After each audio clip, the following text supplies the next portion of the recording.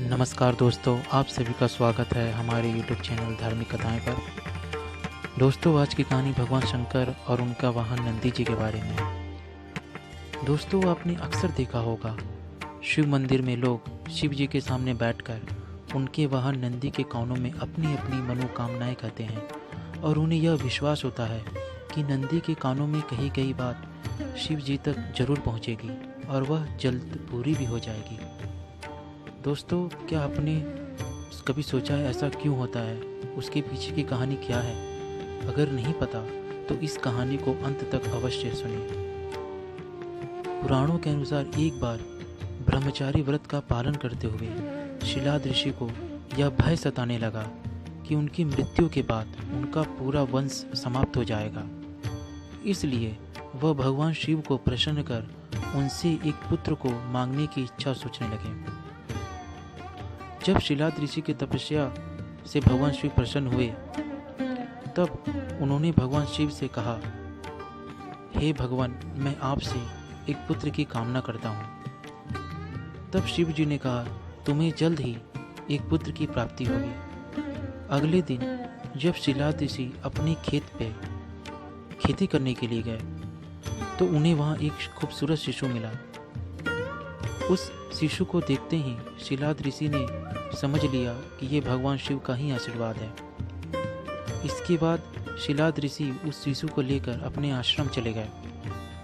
उस दिन के बाद शिलाद ऋषि ने उसका पालन पोषण बहुत ही अच्छे तरीके से किया। शिलाद ऋषि ने उस शिशु का नाम नंदी रखा, जो बचपन से ही आध्यात्मिक और अपने पिता का आदर करने वाला था। कुछ सालों बाद शिलाद ऋषि के आश्रम में दो संत पधारे, मित्र और वरुण। नंदी ने उन संतों का आदर सत्कार बहुत ही अच्छे ढंग से किया। जाते समय संतों ने शिलाद ऋषि को आशीर्वाद दिया, पर उन्होंने नंदी जी को आशीर्वाद नहीं दिया। यह देख शिलाद ऋषि चिंतित हो गए। उन्होंने संतों से इसके बारे में पूछा।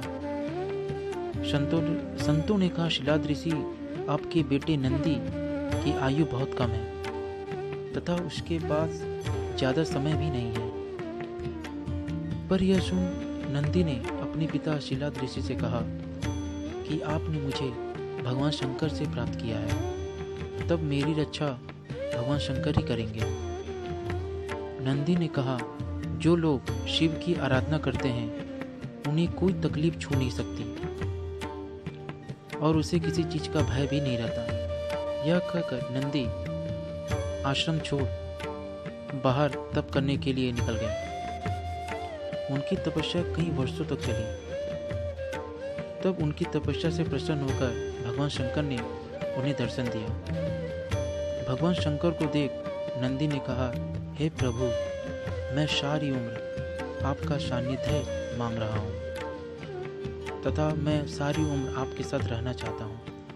नंदी के संपूर्ण समर्पण से प्रसन्न होकर महादेव ने उन्हें अपने गले से लगा लिया तथा नंदी को बैल का चेहरा देकर अपना वाहन तथा अपने गणों में सर्वोत्तम के रूप में स्वीकार कर लिया। शिव और नंदी के इसी संबंध की वजह से जहाँ शिव जी की मूर्ति होती है, साथ में नंदी जी की मूर्ति को भी स्थापित की जाती है। दोस्तों, ऐसा भी माना जाता है शिव तो हमेशा समाधि में लीन रहते हैं, इसलिए भक्तों की आवाज़ उन तक नंदी ही पहुंचाते हैं। भक्तों की कामना को नंदी शिव जी से पूरा करने के लिए कहते हैं। नंदी की प्रार्थना शिव कभी अनसुनी नहीं कर सकते, इसलिए वह जल्द पूरी हो जाती है।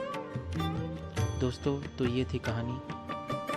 दोस्तों, अगर आपको ये वीडियो पसंद आए तो लाइक्स और कमेंट जरूर करिए तथा इस चैनल को सब्सक्राइब करना ना भूलें। हर हर महादेव।